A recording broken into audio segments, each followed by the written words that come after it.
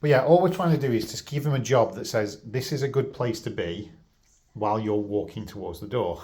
Okay, so he practices with nobody at the door. So again, if you just come back and reward him, and we're going to push it on, but you go at his pace. So if he starts failing at, say you get to 4 paces and he keeps breaking at 4, go back to 3 for a bit and just rehearse 3, 2, 1, 1, 2, 3, and then go back to 4. And this time, what you're looking for is him not to cross that line of carpet.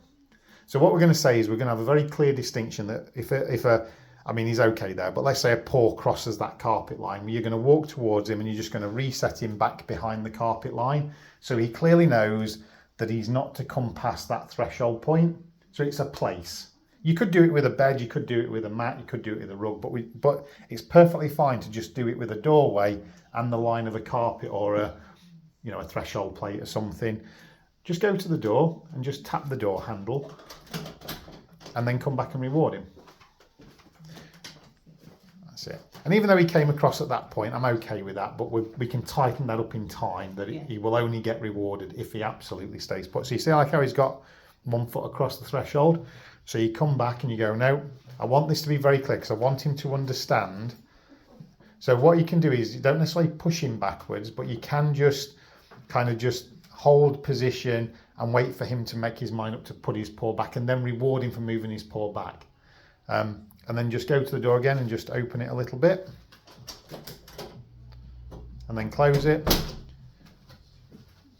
And when you come back to him, obviously the key thing is not to say good boy when you're halfway because that'll encourage him to break. So you're going to wait until you always come all the way back. And obviously be careful with your hands that you're not moving your hand forward because that'll encourage him to break as well because we want him to know that he's got to wait there. So you see like if he comes forward now, just walk towards him. Just keep walking and keep walking again. Another step. Oh, just watch his toes. There you go. And then just 1 step away and then come back and reward.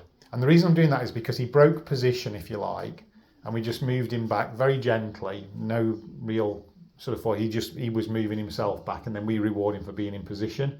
So again, we're just reinforcing the fact that this is the position that we want him in. Does that make sense? Yeah.